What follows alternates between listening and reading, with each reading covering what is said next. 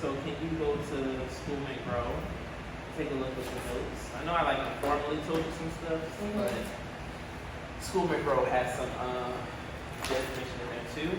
And then I was looking at your goals and then thinking how it could support what you were talking about.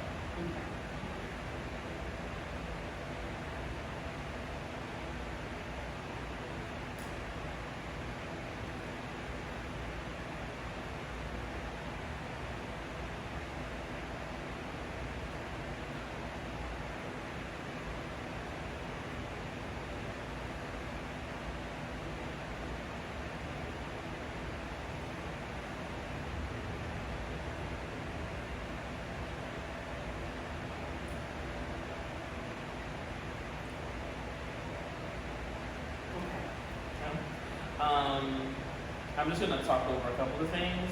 I'm going to start with the glows because informally I started with like, here's a suggestion, but I want to make sure that you know that I recognize the things that you were doing. Your framing, because I was able to see just the beginning to almost the very end of the lesson. I thought the framing when you said we have been working on this all week long, this is to prepare us to write an essay. Something as simple as that line I think is very important for kids to understand sometimes, especially when you're breaking down the work that you did to get to where they need to be. It's important that they know I'm doing this work for a reason because you're about to do this thing. Especially when it comes to writing, kids are like, ugh, it's very intimidating for them. And so you provide the framing and then the scaffolding is helpful to make it feel like less intimidating for them.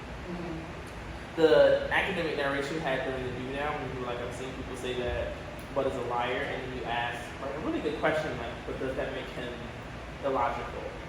Mm-hmm. And it was interesting how you said that most of your classes were pretty like on the same page, and then you had a smattering of others who thought he was illogical or thought he wasn't like a typical 10-year-old, but a good majority thought he was. And even having that like slight deviation is actually really cool to show, one, that students understand the text, two, that they're able to create an opinion on it and stick with it. Because usually kids are like, oh, well, that's what they said, so I'm going to stick to it. And you welcome it, and that's really important. I appreciated how you scaffolded how to write an essay. Because in 6th grade, there's a significant rigor jump from what they're used to in 5th to what they need to do in 6th. So you saying, this is the claim, the context is background information, you need evidence, you need the analysis of it, and asking them to chime in on that is important so they understand the differences that we need to encounter as we move into just more content, more book, and more writing. They need to know like this thing is happening. And then you had a mentor text that was like broken up into these like wonderful different colors, and so that kids can be able to reference, and then it has it in front of them. Super helpful for everybody. You know, even I think even the strongest student in the room can be able to use that to kind of like figure out what to do next or whatever you ask them to.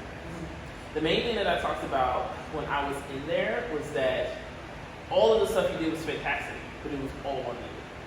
So you did the scaffolding, you did the academic narration, you did you marked up the mentor text, you did all of these wonderful things because you are planning for, you know it was going to be an issue, you know it was going to be a challenge.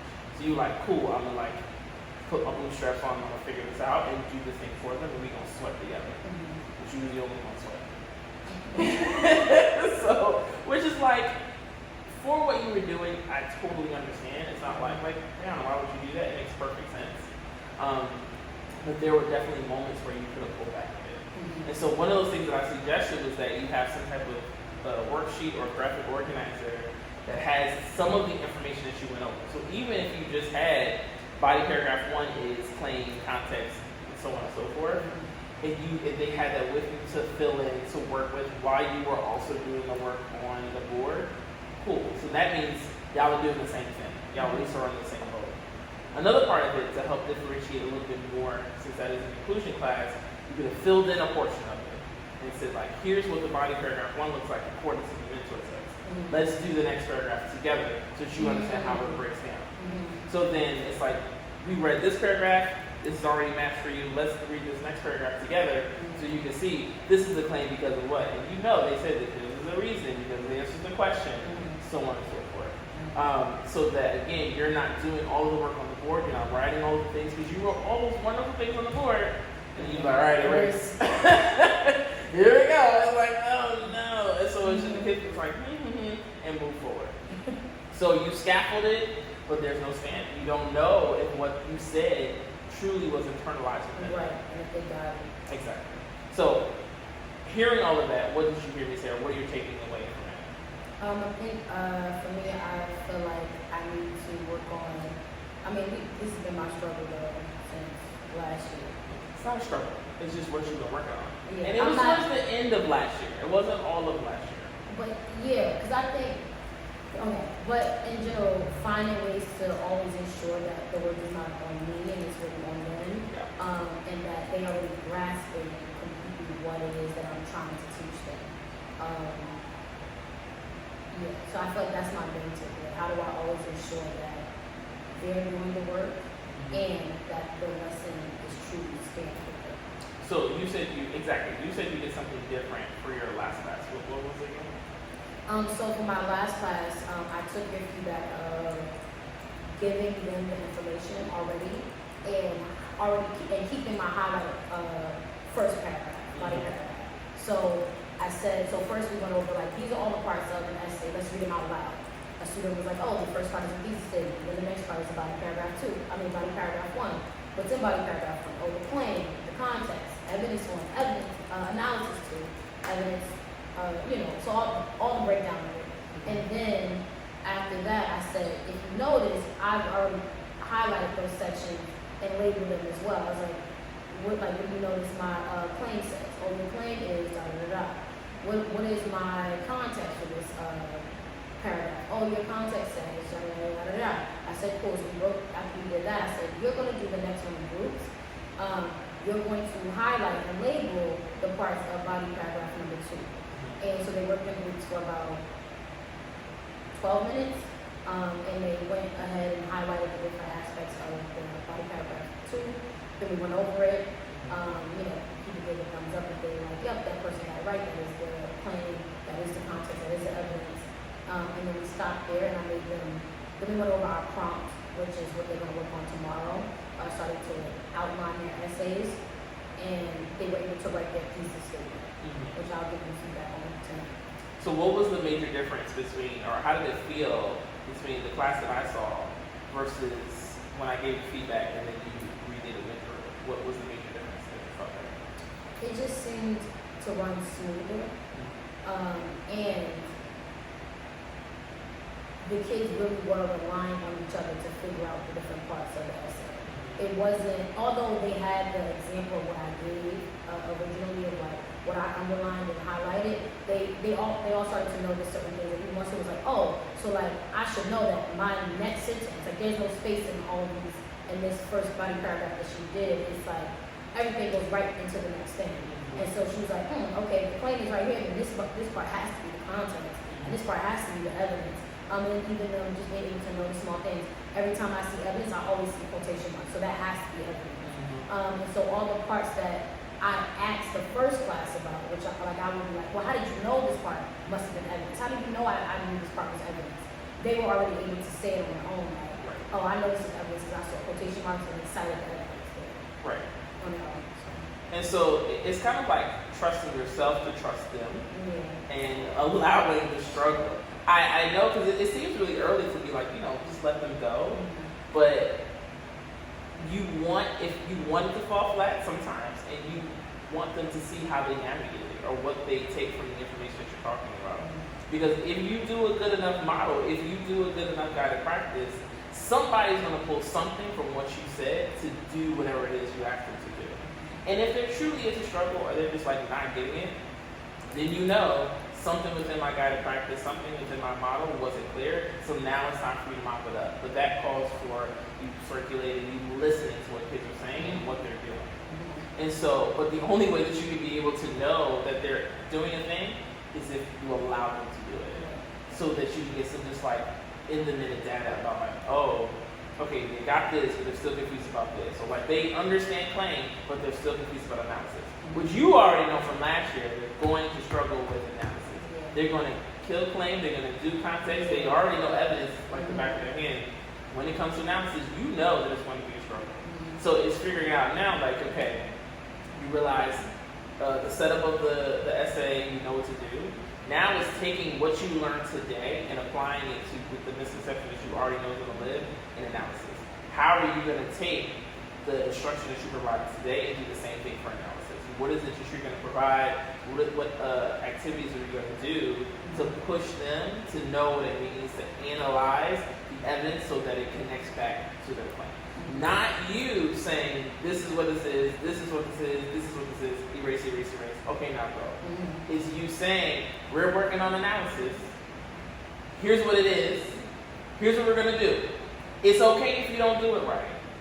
I'm here to kind of like fix it. I'm here to help you. And if they all suck at it, that's fantastic. Because then you can figure out what to do next based on what you see there. But you got to allow them to do it first. Right.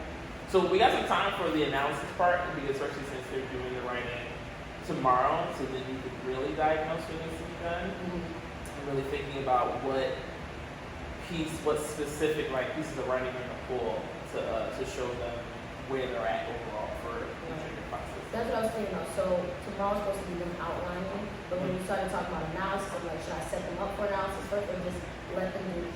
Let them do it. Okay, so they'll outline tomorrow. I'm gonna just let them do it. Because I started to think about, like, in the prompt it says that, you know, the evidence is coming from chapters 3 and 4, which means that they need to have probably one piece of evidence from chapter 3 and 4 within one body paragraph. Yes. Should I introduce that? Would you suggest I introduce that? No, let them navigate. Break down the prompt. Yes. Okay. Let them navigate it. All right. Because if you front load too much, then one, you're going to spend too much time teaching, and they're not going to have time to write. So if you like, remember this, oh, remember this, oh, and okay, one more thing, they're going to be like, sis, and then they're going to be either like thrown off or confused, or be like, yo, I thought I was confident about this thing. Now you keep reminding me all these things, I'm not quite sure if I am able to do it. Or for kids that are like, I'm ready to go, I got my idea, you keep talking, and I'm like trying to listen to you, but you keep talking, and I'm forgetting what, you know, what there is to write. Let them do it. If there's getting to a situation where they're like struggling to type it, or they don't know where to start, then pause them and say, okay, I see folks are struggling with this thing. Here's a sentence starter. Right. Go. And then like, let them struggle through it. Because that's the only way that they're going to start to feel comfortable with these writing tasks and writing period. All right? So, tomorrow, I'm looking forward to seeing what the writing looks like, where kids are, and pay attention to a couple of things like pacing, how long kids take to start the introduction. Right. If they fully understand the prompt or know how to break it down. Try your best to allow them to break it down on their own as best they can, unless it's just like a major misunderstanding, then address it. Don't just let them just like not answer the question. But for the most part, they're going to do something. Yeah. Now, what that something is a whole other story, but that's the point of this. Right. This writing task is meant to diagnose where they are, so that you can. Because what if the analysis isn't the thing they need to work on? I would be shocked if it isn't. What if it's just like really knowing how to build background knowledge about whatever the question is? Then you prepare analysis for no reason, and you're like, oh dang, now I gotta go back to the drawing board. It's just like just wait to see what they do before you just jump in that little bit. But you can still have in your back pocket analysis is going to be a challenge, which is also a So tomorrow I'm gonna give them the wait, quick question too. Would you suggest I have them only do the outline of their essay, or really just go into straight writing? What do you think? That question could differentiate between your abilities and the process. I feel like when it comes time to they've already read chapters 1 through 4. They've read it like since like last week. Right? So everybody at this point should have read it, and then if they didn't, they had extra time, additional time to do it. They haven't gotten any home this week. So they all should know what's going on, know where to go back to, know where to skim over. I feel like I can just give them the prompt tomorrow and see what they write and have that be it, because when it comes to like the state test, You don't like, yes, we want to get them to have an outline and get their thoughts together. But when it comes to say test, you're saying like, they got like an hour. They don't have time. And it's like, you just read this thing, now you go write your essay. Yes. So maybe just seeing what they're doing with that, rather than giving them the whole entire outline. Yeah. So one of the best pieces of advice I can give is that it's easier to pull away than it is easier to add on. Right. So if you give them all the things now, and then according to you're like, all right, I'm taking away the outline, I'm taking away all of this. Here's the question, go. That's a lot easier. Or if you just want to go hard body and just like into no structural progress, then do it. The goal is though, if you're not giving them any of the things to move forward, just know, depending on what happens, there's some work that you have to do to scaffold them back up. Yeah. And just remember for your inclusion classes or classes, you do need the graphic organizer. You do need the outline. Right. But if you're like, you know what, everybody needs the support, then give it to everybody. But for inclusion, I would give everybody the outline. Okay. Cool. Yeah.